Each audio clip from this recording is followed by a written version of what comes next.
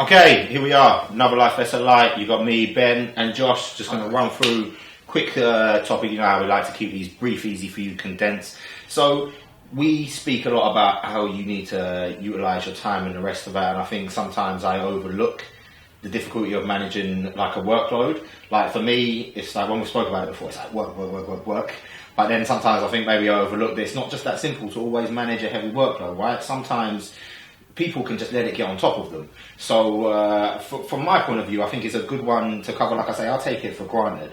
But things like when it comes to, so how do you stay on top of having a huge workload, right? And there's some essentials for it. So I think one of the key ones is we've spoken about it. And again, some of our stuff goes full circle, it comes around. But I'm like, you need to focus, understand, whatever it is your goal is, new business, career, what are those essential things that you need to do? Those key essentials, like the big rocks that you need to get out of, and what is the stuff that you're spending your time doing that you can get rid of? Because I think people don't do that enough, right? They come in and they're just like, I'm just gonna work. I'm gonna work a lot, but I'm not gonna work smartly, right? So I think there is, I don't know what your thoughts are on that. I think it's just learning to prioritise.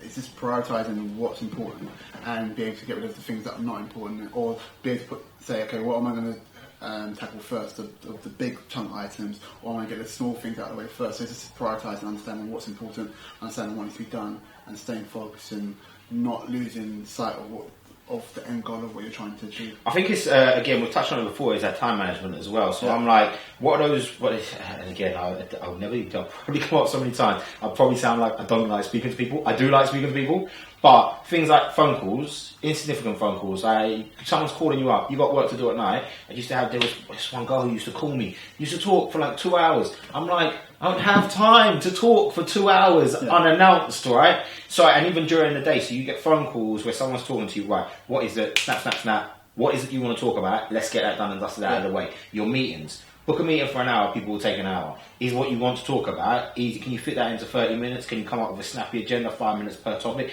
Do that. You've already just freed yourself up 30 minutes your day. Like, people commonly say to me, if a meeting wraps up sooner than you expect, right, I'll give you 15 minutes of your day back.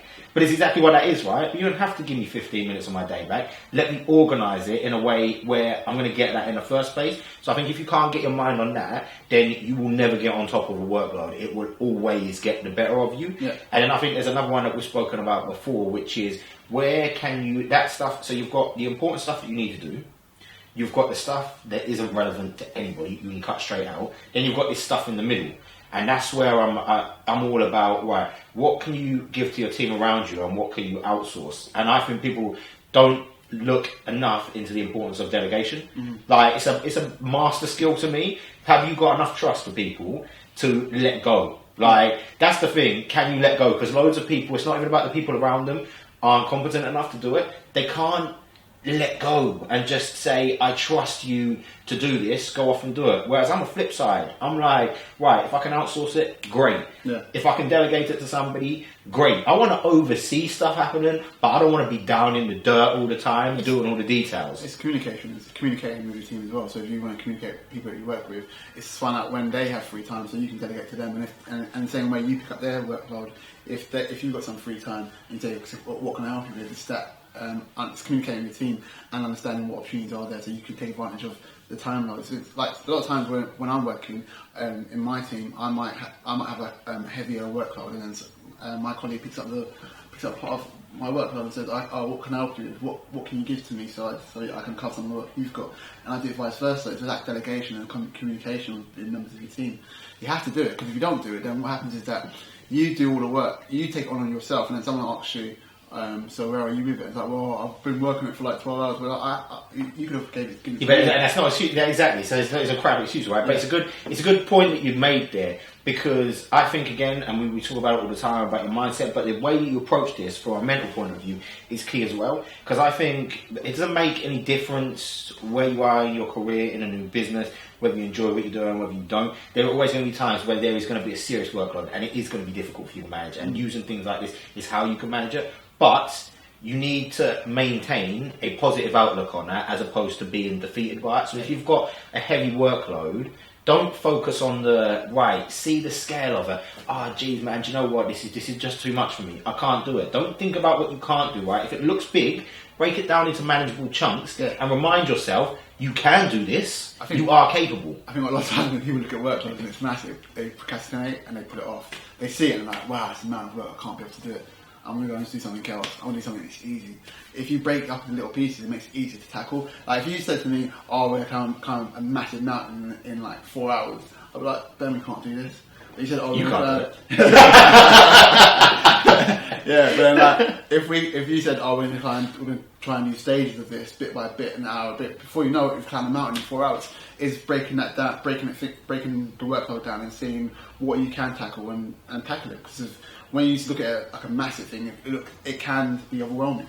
You know what though, it's a good point you just said, touched on it. So I was watching, and it's two components to this, because I think when you have a heavy workload on as well, you need to make time to rest your mind. Now, people do that in different ways. I always say to people, when I'm resting my mind, I'm working my body, because my time away from resting my mind is when I'm in the gym. Oh, yeah. That's when, it's almost like my place of zen. It's my meditation zone, right? Some people actually meditate, some people go out for walks, some people go out for runs. Whatever it is, you need to make a bit of time to rest your mind, to keep it productive, right? Because that's otherwise you get on a point of you're working, but you're not actually working effectively or productively, because it's not good work that you're doing, it's subpar. Whereas if you give your mind that brief break, and I'm not talking about take a whole amount, sometimes it actually in a year, it's good to take out like a week or a few days just to really let your mind refresh and go back at it. I'm not talking about every week, take 4 days out, like you're not going to get anything done. But during the day, put in those manageable chunks, and people have done studies on it where they make sure that you take your lunch break,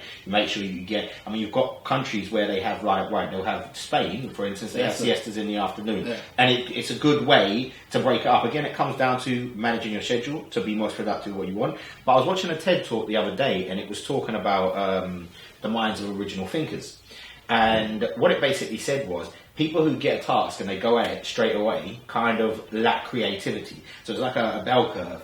And then you had the people who are super procrastinators. There's a funny joke he made in it. He said to the woman who's doing it, he's like, but what goes on with a super procrastinator? And she's like, I don't know, they never got around to return my survey. But what they found was the people in the middle who don't do it straight away but slightly procrastinate have the most kind of creative output. And I think the underlying purpose of that is fitting into resting your mind. If you can look at a problem, you break it down into manageable chunks. You start to hit some of the stuff so you're getting through that work. Then there are some points in time where you're like, do you know what? I know that I need to do that. Let me give my mind a quick break. And there are many times when my best moments come in the gym or when I'm running. And it's annoying as hell. My running goes up by like 10 miles an hour because I'm like, I need to get to a computer right now. But just because I've taken a problem on in my mind, and as I've removed my mind directly from being in front of a screen or the typing, it starts to let it cultivate within my mind, get different views on it, and then you find a better solution to it. Yeah. So I think that's why it's super key. Don't become a chronic procrastinator, but at the same time, when you're going to hit those big problems and those big workloads, break them down, and then give yourself some time to just step back. And you'll find in your mind you actually come up with ideas that if you just worked all the way through, you would have never got that because you didn't give yourself time to breathe, so to speak. And I understand the times when you work best. Some of you work best at night, some of you work best in the day, and then first thing in the morning. When you do that, then you can understand how to tackle your workload best. Because if you're an early riser and you work best in the morning, that's when you tackle the heavy workload. That's when you get through it the fastest. If you work better at night, that's when you tackle it. Because if you try to tackle things and you're not a very early riser, what you find is that your productivity will be slower, and you're not really understanding yourself. But if you understand when you're best at working, that can help with like when to organise your rest breaks or when to take your time. Because then you can get the most productivity out of yourself. And I think sometimes people aren't willing to actually have those conversations, to allocate their time and manage their schedule like that. I know for me, I'm probably at my most, it's difficult, it's strange, because I'm like at my most productive in the morning, but I'm at my most creative at night. And then you've got the bit in the middle, I spoke about it on one of our videos before, where it's like, it's not difficult to work, but that's when it's more of the discipline really sets in that I need to stay motivated. So again, I manage my loads around that, but you've got people who are like that, But they won't have that conversation. So they won't go to their management and say, well, don't get me wrong, you can't say to your managers, well, can I not come to work 9 to 5? Can I work? That's not going to work, right? But you may want to say, well, do you mind if I start a bit earlier because I'm more productive at this, and then I leave a bit earlier? And what you'll find is, if the net output is better, then it's worth having a conversation. If you get told you can't do it, then fine. But just be aware, right, you're not going to get the best out of me. If it's in your own personal work that you're doing on a new business, then sit down and work with your team and understand that's part of building our culture. What works for you? What is your best schedule? And it's completely like that. You get a good example would be someone like programmers who don't really need to interact with people when they're working with them. Some of them work brilliantly at night. And do you know what? If I say a programmer, this is a problem I need fixed and this is a solution I need, and they say, do you mind if I don't come in the office, I work overnight? Great. There was one guy I used to work with, he came into the office when people left because he wasn't good at dealing with people and he didn't want to be disturbed. So he would come in at 5 and leave at like 6 in the morning, and then people came in. Do you know what? I've got no gripes with it. It worked, right? So I think it's about managing that schedule so you can tackle that.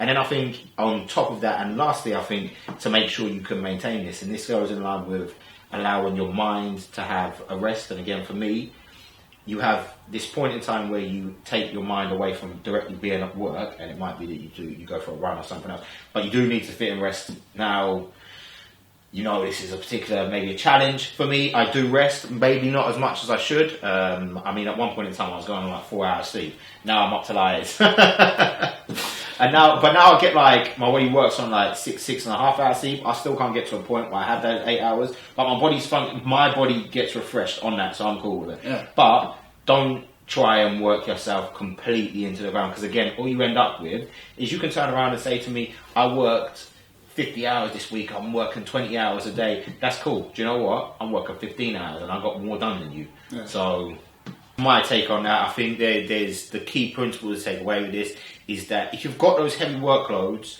don't allow them to beat you. Think about, right, take a step back. Let me break down this huge workload. How can I break it down into manageable chunks? Once I've done that, let me strip out the non-essentials. Only focus on the essentials. Start delegating. Don't look at it as this is better than me, this is going to beat me.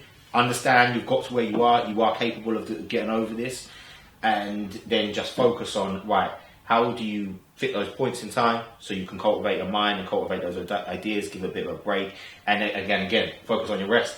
I take away personal challenge of this to try and improve on it all the time. Make sure you don't fall into my 4-hour sleep patterns. Alright, so I think that's a very useful video. Lifessa Lite. It's until next time, right? And as ever, you know how it works. Life's only as good as your mindset, so stay positive, stay driven. We'll see you on the next show. Peace.